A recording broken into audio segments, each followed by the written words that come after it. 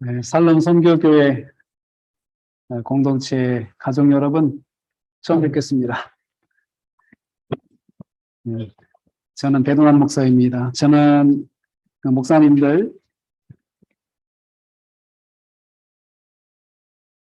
말씀 연구 사역을 도와주는 사역을 해오고 있습니다. 네, 오늘 이제 말씀을 제가 목사님들 가르치면서 함께 이렇게 나누는 말씀으로 제가 준비를 했습니다. 사실 히브리서 4장 12절 말씀, 이 말씀은 제가 이 말씀 연구를 시작하게 된 동기가 되는 말씀입니다.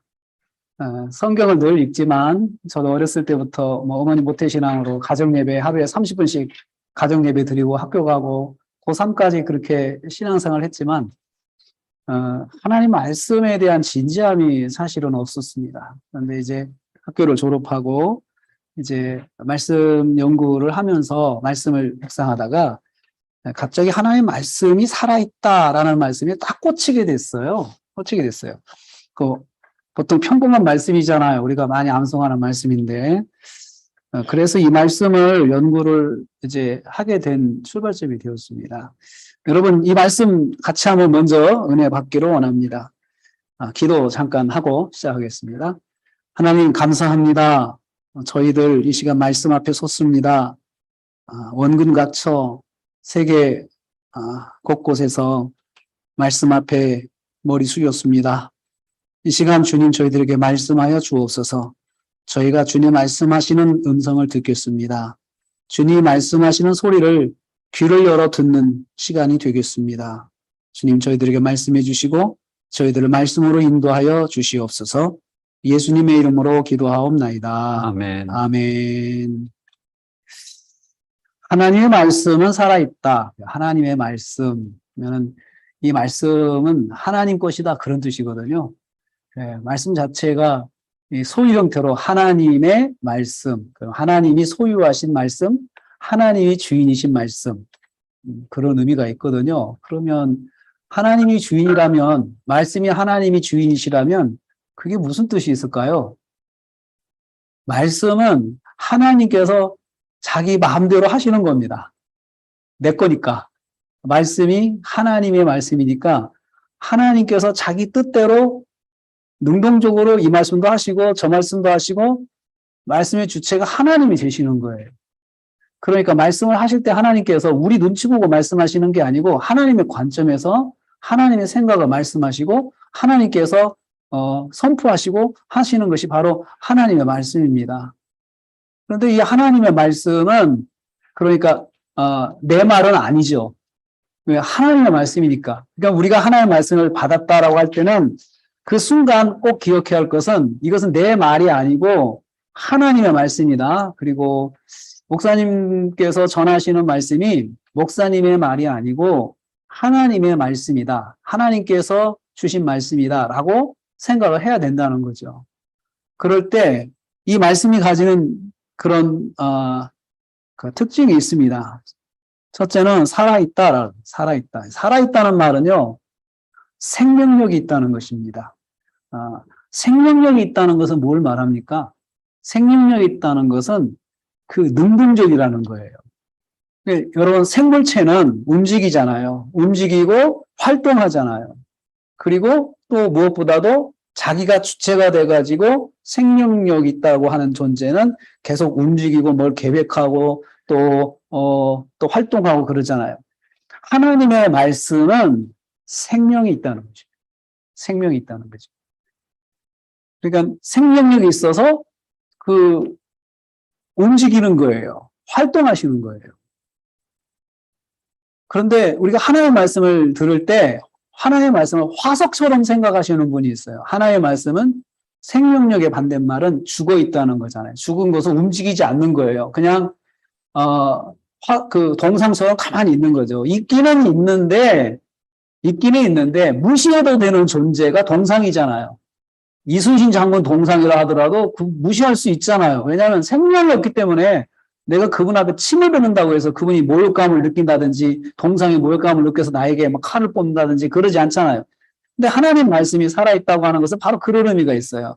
내가 하나님 말씀을 전할 때 생명력 있는 말씀이다라고 생각을 하면 그 말씀이 내게 주시는 것이 그냥 주는 말이 아니고 뭔가 생각 있는 말씀이라는 거죠.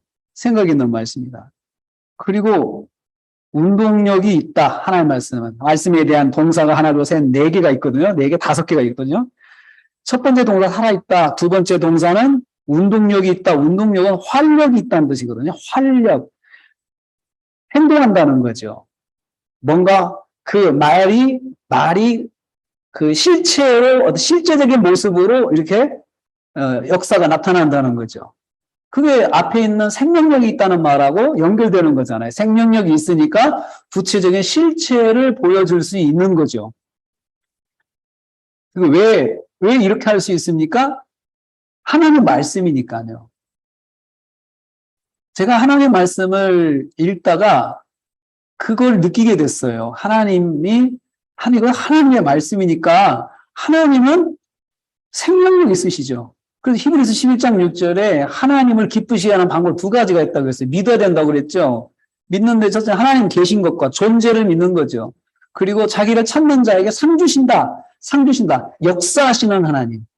존재하시는 하나님, 역사하시는 하나님을 믿는 그 믿음이 지금 계속 진행이 되면서 히브리서 11장에 왔어요. 여기에 왔어요.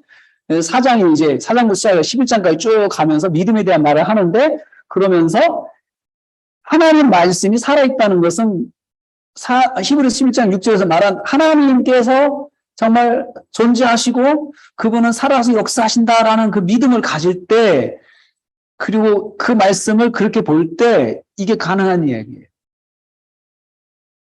그리고 하나님 말씀은 예리하다. 세 번째 동사가 예리하다 그래요. 예리하다. 근데 날카롭다는 뜻이죠. 아주 날이 서 있다는 거죠. 그래서 그 날이 아주 날카롭게 서 있는데 비교하는 게 칼입니다. 좌우에 나서 어떤 것보다 세상에서 제일 날카로운 칼이 하나님의 말씀이라는 거예요. 하나님의 말씀. 그래서 하나님의 말씀이 날카로운데 그만큼 날카로우니까 어떻다는 거죠. 그 다음에 하나님의 말씀이 날카로워가지고 아주 날이 예리하게 서가지고 찔른다는 거예요. 찔른다는 말은요. 꿰뚫고 관통한다는 뜻이에요. 그러니까 어느 정도까지 꿰뚫느냐. 쪼개기까지 하면서 이 쪼개기까지가 동사가 아니고 이 찌르는 것의 방식이에요. 찌르는 방법. 쪼개면서 찔러요. 양쪽으로 쪼개면서 근데 쪼갠다고 하는 것은 완전히 분리시키는 거거든요. 칼로 쫙. 칼이 잘 들어야 되거든요. 그런데 그 찔러 쪼개는 그 내용을 보면은 혼과 영을 찔러 쪼개고 관절과 골수를 쪼갠다라고 했어요. 관절과 골수를 쪼개가지고 칼로 예리하게 갈라내는 거죠. 여기에서 하나의 그림이 나옵니다. 수술의 그림이 나오죠. 수술할 때 이 장면이죠. 그러니까 혼과 영은 보이지 않는 부분이고 관절과 골수는 우리가 보이는 육체적인 거죠. 육체와 보이지 않는 그 마음까지도 하나님의 말씀이 깊이 가르고 깊이 들어간다는 거죠. 췌장암에 걸린 것이 힘든 게 수술하기 힘들다고 그래요. 몸 뒤쪽에 있어가지고 수술에 도달하기가 너무 힘들다는 거예요. 그래서 더 어렵다는 겁니다. 그런데 그 하나님의 말씀은 거기도 쫙 갈라가지고 깊이 들어가서 그것을 찔러서 수술을 한다는 거예요. 그래서 이 말씀을 보면서 제가 깨달은 것이 있어요.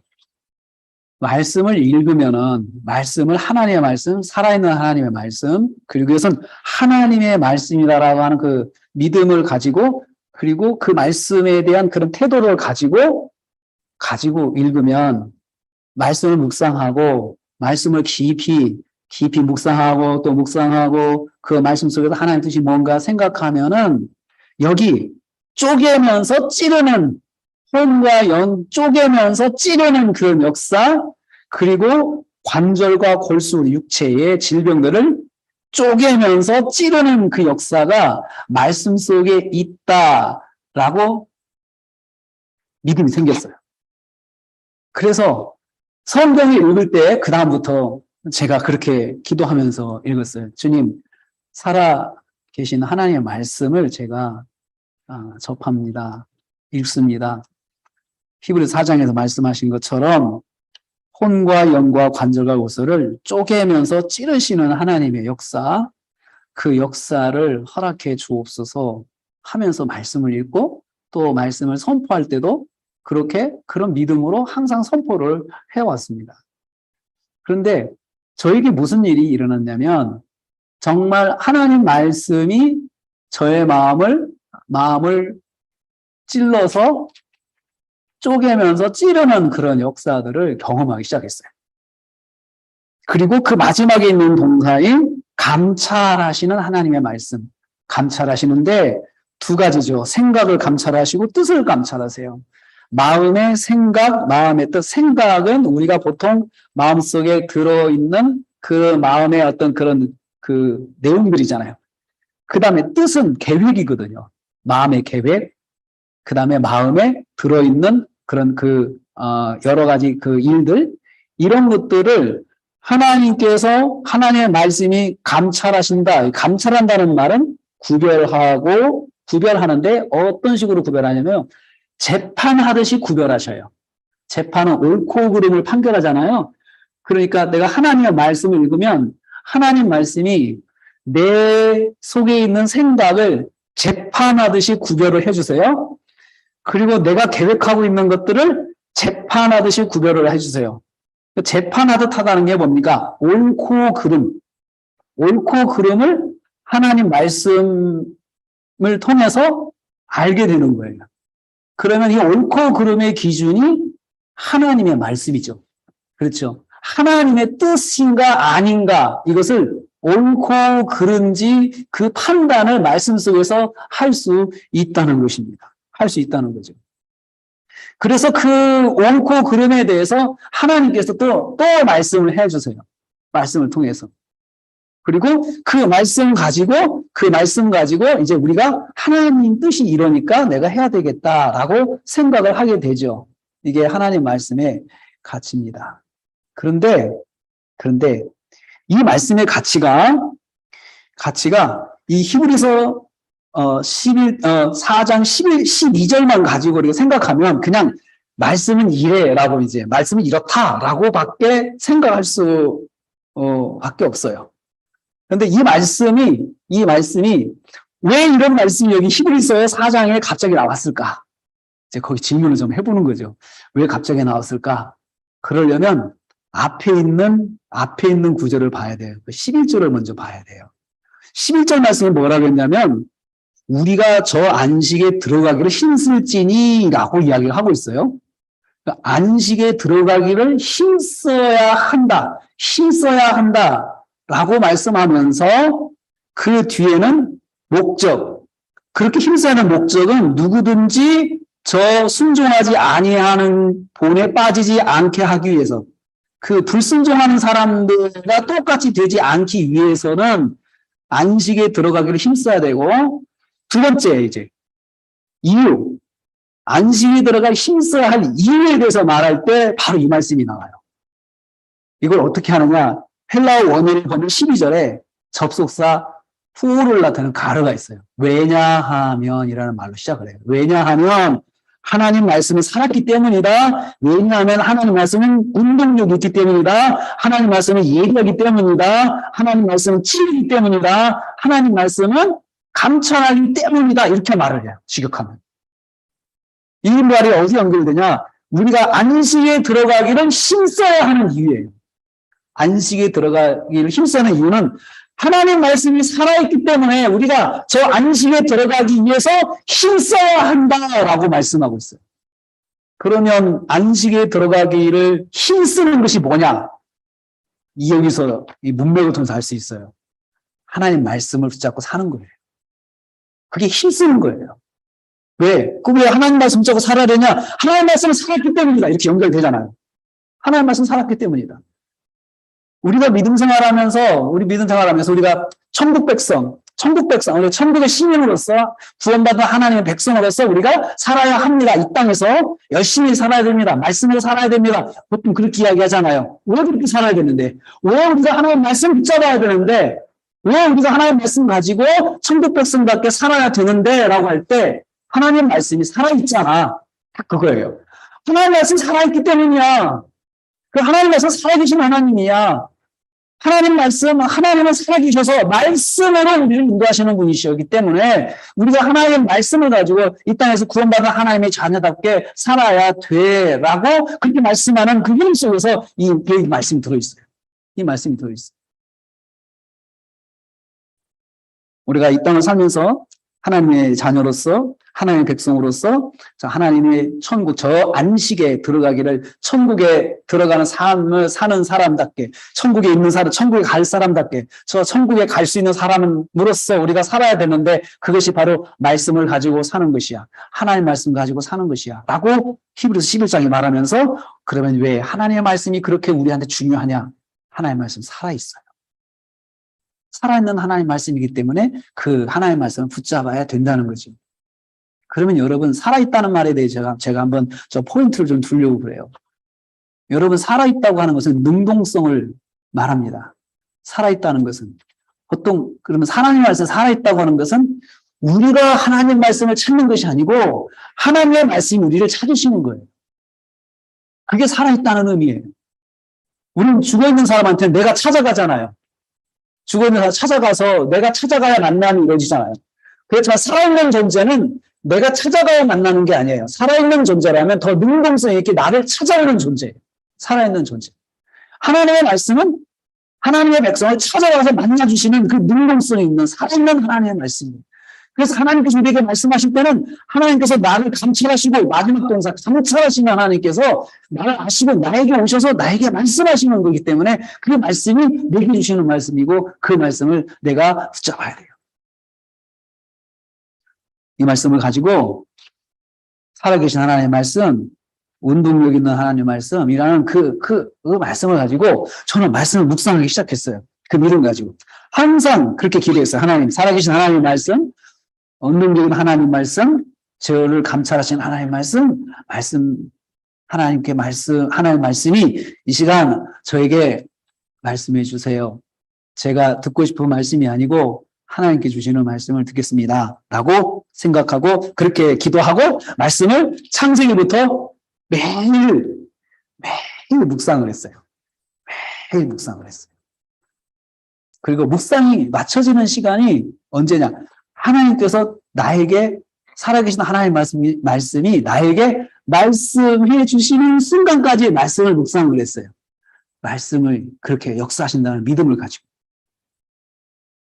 그래서 매일 저녁에 8시가 되면은 저녁을 먹고 8시가 되면 책상에 앉아가지고 말씀을 묵상을 했어요.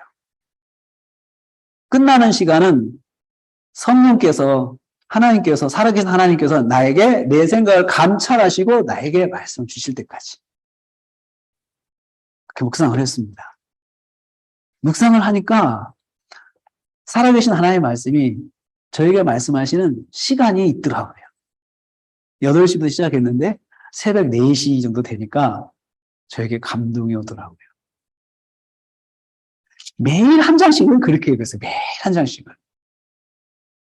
문맥성경 만드는 거 제가 나중에 소개하겠습니다만은 문장을 분석해가지고 정확한 문장의 의미를 찾기 위해서 문장을 분석해 주어 동사 구분해 수식하는 관계 딱 만들고 헬라어 히브리어 원어 가지고 그 구조를 다 만들어 가면서 말씀을 계속 묵상을 했어요. 주님께서 제게 주실 때까지 하겠습니다 하고 그렇게 매일 저녁에 했어요. 새벽에 4시, 5시, 4시쯤 되니까 말씀 주세요.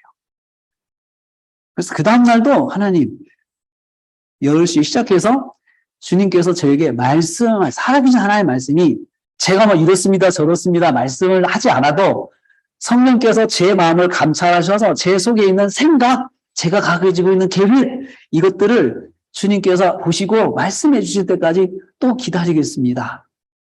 기다렸습니다. 또 그 시간에 말씀을 해주세요. 또 말씀해 주세요. 그렇게 매일 하나님께서 말씀하시는 말씀을 만나는데 별것 아니었어요. 제가 가지고 있는 고민과 생각을 정확하게 짚어내시면서 거기에 대해서 위로도 해주시고 거기에 대해서 격려도 해주시고 그러시면서 매일 저녁 하나님께서 말씀을 해주셨어요. 살아계신 하나님의 말씀이 저에게 오셔서 하나님께서 보신 저에 대해서 성경으로 말씀해 주셔서 성경 구절과 말씀 연결해서 말씀해 주시는. 그런데 성경을요, 저는 그냥 한 장씩, 매일 한 장씩 갔거든요.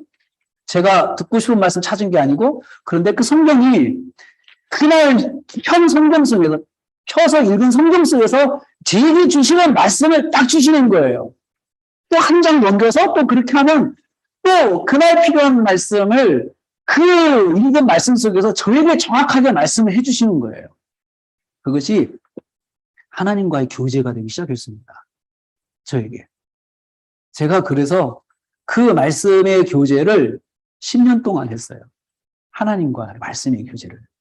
30살부터 40살까지 했어요. 그 10년의 교제에 하나님이 살아계신 하나님의 말씀이 제게 말씀하시는 그 말씀으로 듣는 그 10년의 시간은 정말 옆에 누가 어떻게 되는지 모르고 살았어요. 하나님을 만나는 그 기쁨과 그 감동이 있었어요. 그런데 성경을 읽다 보니까 누가복음 24장 32절에 제자들이 딱 그런 말을 했어요. 제자들이. 누가복음 24장 32절에 거기 보면 24장에 제자들이 엠마오로 내려가서 예수님 십자가를 돌아가시고 나서 그리고 부활하셨는데도 불구하고 그 사실을 이제 제자들이 아는지 모르는지 엠마오로 가면서 자기들끼리 예수님께서 하신 말씀을 서로 예수님이 이런 말씀을 하셨는데 무슨 말인지 모르겠어라고 서로 할 때 예수님께서 부활하신 주님께서 그 엠마오로 간 그 두 제자하고 동행을 하셨어요. 쭉 가시면서 가만히 듣고 계시다가 너희가 한 말이 무슨 말인지 아냐 하면서 예수님께서 설명을 다 해주셨어요. 다 해주셨을 때 그리고는 예수님께서 이제 자기를 보여주시고 나서 예수님이다라고 하고는 그리고 나서 예수님께서 이제 그들을 떠나셨어요. 그리고 나서 그들이 32절에 이렇게 말했어요. 그들이 서로 말하되 길에서 우리에게 말씀하시고 우리에게 성경을 풀어주실 때에 우리 속에서 마음이 뜨겁지 아니하더냐라고 이렇게 말을 했어요. 그러니까 예수님께서 이 제자들에게 말씀을 조목조목 풀어주신 거죠. 하나님의 말씀이 살아서 운동력이 있어서 우리의 마음과 생각을 감찰하셔서 그래서 우리에게 말씀해 주신다라고 하는 이 말씀하고 연결이 되는 거예요. 그러면서 제자들이 우리 마음이 뜨겁지 아니하냐라고 그렇게 말씀을 한 거예요. 말을 하더라고요. 그걸 보면서 맞아. 제자들이 한 경험이 바로 제가 한 경험이었어요. 저도 그 경험을 한 거예요. 정말 마음이 뜨거워지는 거예요. 마음이 뜨거워지는 거예요. 그래서 그 시간 동안에 좀 하나님의 말씀을 묵상하는 것이 꿈 같은 시간들이었어요. 그런데 동시에 그 시간은 너무나도 어려운 시간이었어요. 저에게는 너무나도 힘들고 고통의 순간이었어요. 어려운 하루하루가 정말 힘들었어요. 삶이 힘들었어요. 하루하루가. 그런데 그 하루하루 힘든 삶을 그 저녁 8시부터 말씀을 통해서 하나님께서 말씀해 주시는 음성을 듣고 성경을 통해서 하나님의 말씀을 듣고 그걸로 치유가 되고 힘을 얻고 하면서 그렇게 사는 삶이 이어지는 거였어요. 그걸 제자들이 우리 마음이 뜨겁지 아니하더냐 이걸 그렇게 표현을 했더라고요. 그걸 제가 10년 동안 뜨겁지 아니하더냐 체험을 하게 된 거예요. 그래서 그 시기에 이 문맥성경을 만들 수가 있었어요. 그 시기에 말씀을 계속해서 분석하고 말씀을 통해서 주님께서 저에게 말씀하시는 거 터치받고 또 그만큼 분량을 나가고 그렇게 분량을 나가고 그러면서 시편 119편 18절에 있는 말씀을 보면서 이 기도를 또 하나 덧붙이게 됐어요. 내 눈을 열어서 주의 율법에서 놀라운 것을 보게 하옵소서. 말씀을 볼 때마다 이 기도를 또 덧붙였어요. 주님 이 시간 제 눈을 열어주십시오. 그래서 주님께서 이 말씀 속에서 제게 말씀하는 것 그거 보게 하시고 듣게 하옵소서. 그렇게 기도하면서 항상 말씀을 볼 때마다 주님 제게 눈을 열어주셔서 주님께서 보여주시는 거 보게 해달라고 주님께서 말씀하시는 거 제가 듣게 해달라고 그게 말씀에 대한 저의 태도였습니다. 저는 이것을 이렇게 생각합니다. 말씀을 대할 때 진지하게 대하면 내가 진지하게 대한 만큼 말씀도 나를 진지하게 대하십니다. 여러분, 우리가 사람을 만날 때도 그렇잖아요. 진지하게 만날 때 진지한 대화가 이루어지잖아요. 그런 것처럼 저나 여러분이 하나님 말씀 대할 때 진지한 태도가 있어야 됩니다. 내가 진지하게 내가 하나님 말씀을 들을 때 주님 저의 눈을 열어 주시옵소서. 살아계신 하나님의 말씀, 그 말씀이 이 시간 저를 찔러주시고 저를 감찰해 주십시오. 제가 손 닿지 못하는 것, 저도 어쩔 수 없는 것, 저도 어쩌지 못하는 저의 약점이 있습니다. 그것을 말씀이 깊이 쪼개셔서 찔러주세요. 그리고 저한테 말씀해 주세요. 제가 눈을 열어서 그 말씀을 듣게 해주세요. 그런 태도로 하나님 말씀을 항상 묵상할 때 그런 진지함이 있어야 진지한 만남이 이루어집니다. 하나님과. 우리가 하나님의 말씀을 읽을 때 내가 기대한 만큼 하나님의 말씀이 내게 다가옵니다. 그냥 내가 하나님 말씀을 내가 필요한 말씀을 봐야 되겠다. 내게 필요한 말씀을 주세요. 내가 꼭 듣고 싶은 말씀을 주세요. 라는 것보다도 주님, 제가 이 시간 말씀을 보는데 주님께서 무슨 말씀이든 제가 들을 수 있게 귀를 좀 열어주세요. 그리고 제 눈도 열어주셔서 그 말씀에 딱 눈이 꽂히게 하시고 그 말씀대로 제가 순종하게 해주세요. 라고 하는 그런 태도로 말씀을 대하는 거죠. 진지함이 있어야 됩니다. 진지함이.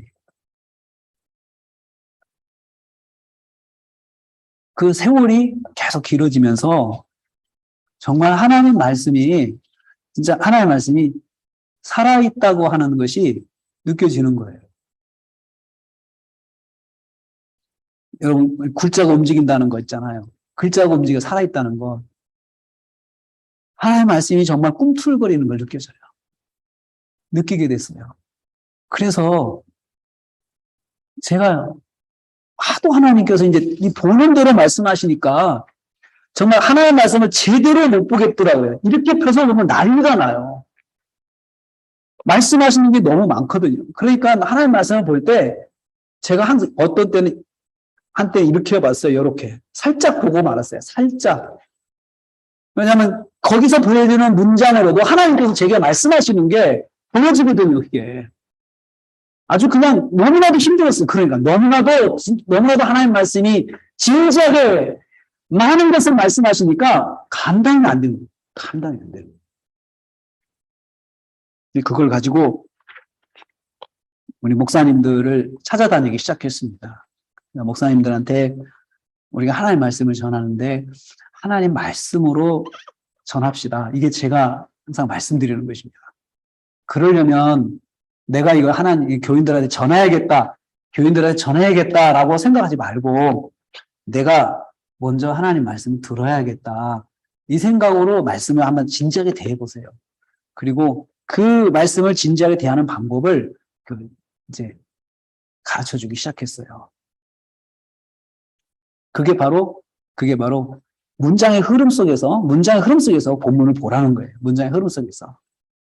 오늘 히브리서에 있는 이 말씀도 왜 이 말씀이 있느냐라고 하면 우리가 안식에 들어가기 위해서 힘써야 될 이유로서 이 말씀이 나오거든요. 그러면 우리가 안식에 들어가기를 힘쓴다는 것은 말씀을 지키면서 사는 것인데 그 말씀을 지키면서 사는 삶을 살아야 될 이유가 뭐냐? 말씀이 주변 말씀이 아니니까. 말씀이 살아계신 하나님의 말씀이니까. 역사하시는 하나님의 말씀이니까. 그 말씀을 붙잡을 때 우리가 정말 이 땅에서 하나님을 영화롭게 할 수 있는 삶을 살 수 있어. 그것이 여기서 말씀하고 있는 것입니다.